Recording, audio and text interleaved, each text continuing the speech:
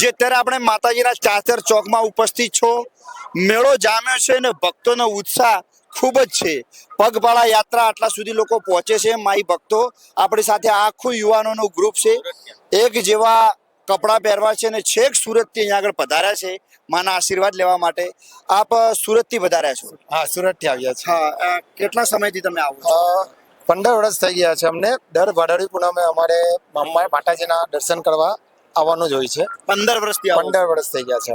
એટલે આ જ ટીમ આવો છો? આ જ ટીમ આવી છે અને આવી જ રીતે 15 વર્ષથી અમે ભાદરવી પૂનમ પર અમારું ફિક્સ જ હોય છે આવવાનું ફિક્સ હોય છે. ફિક્સ જ હોય છે. માતાજી પ્રત્યેની કેવી શ્રદ્ધા અને આસ્થા તમને છે કે છેક 15 વર્ષ સુધી માતાજીના ચરણોમાં તમને લઈ આવે? શ્રદ્ધામાં એવું છે કે માતાજી પ્રત્યે માતાજીના અમે દર્શન કરીએ એટલે અમને અનેરું લાભ મળી જાય છે. અમારા કામો પૂરા થાય છે અને અમારા સંઘમાં અમારા જેટલા બી અમારા યુવાનો છે તો એમને તમે ગમે ત્યારે બી કહો કે મારે અંબાજીના દર્શન કરવા જવા છે તો બધા તૈયાર થઈ જાય છે. એટલો ઉત્સાહ છે. એટલો. શું કહેશો તમે? માતાજીનો અમારા પર હાથ છે. માતાજીની ઘણી કૃપા છે અમારી પર. ગમે તે અમારું કામ હોય, મનોકામના હોય, માતાજીના આશીર્વાદથી પૂરા થઈ જાય છે. તમે આટલા વર્ષથી આવો છો, કોઈ જયારે તકલીફ પડી હોય, વચ્ચે કોઈ અડચણ આવી હોય અથવા તો કોઈ એવો ચમત્કાર થયો હોય તો ક્યારેક તમને યાદ હોય તો? હા, અમને ચમત્કાર થયો છે ઘણી વાર. આરતી થઈ હોય ત્યારે માતાજીના ઘણો ચમત્કાર થયો છે. આરતીના સમય? હા, આરતી જ્યારે અમે ધજાની આરતી કરતા હોઈએ સંઘમાં ત્યારે ઘણીવાર અમને ચમત્કાર જોવા મળે છે. એટલે તમને બહુ ભાસ થાય છે? હા, વાત થાય છે કે માતાજી છે, આવે છે, પોતાનામાં આવે છે. બરાબર છે. આપણી સાથે બીજા મિત્રો પણ છે. શું કહેશો, આપ શું ધંધા સાથે જોડાયેલા છો? મારું ટેક્સટાઇલનું કામકાજ છે અને પેટ્રોલ પંપ છે. એટલે માતાજીની ઘણી કૃપા હંમેશા વરસી રહે છે. હમણાં પણ મારા બાબુ આવવાનો છે.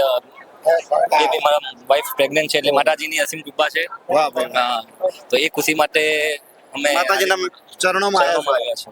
બરાબર છે. અવારનવાર ચલો, તમને શુભકામનાઓ. માતાજી તમારો સારો બાળક તમારે પેદા કરાવવામાં માતાજી ખૂબ આશા અપેક્ષા તમે રાખી છે. હા, મારો સવાલ છે, તમે યુવાન છો ખાસ કરીને અને હિન્દુ અને ધર્મ અને સનાતન સંસ્કૃતિમાંથી આપણે આવીએ છીએ તો ખાસ કરીને અત્યારની જે યુવા પેઢી છે એ અત્યારે ક્યાંક ને ક્યાંક વેસ્ટર્ન કલ્ચરને વધારે અપનાવી રહી છે. આપ મીડિયાના માધ્યમથી, નોલેજ સ્ટુડિયોના માધ્યમથી કેવો સંદેશ આપવા માંગો છો? ધર્મ એક આપણી હિન્દુ સંસ્કૃતિ છે એટલે એના માટે આપણે કોઈ પણ જગ્યાએ ને કોઈ પણ પરિસ્થિતિમાં પાછળ હટવું નહીં. પહેલા ધર્મ આપણો એક હિન્દુ ધર્મ એવો છે ને કે બધા ધર્મો કરતા એક પારંપરિક ધર્મ આસ્થાથી જોડાયેલો છે. એટલે આપણે એ ધર્મને આગળ વધારવો જોઈએ અને એના માટે ખૂબ પ્રયત્ન કરવો જોઈએ કોઈ પણ વસ્તુમાં. યુવા ધન પણ કહી રહ્યું છે કે સનાતન સંસ્કૃતિ બહુ મહાન સંસ્કૃતિ છે, ધર્મ મોટો છે, જૂનો ધર્મ છે આપણો. તો એ ધર્મને યુવાનો વળગી રહે અને પોતાનું આસ્થાનું કિરણ જ્વલંત રહે.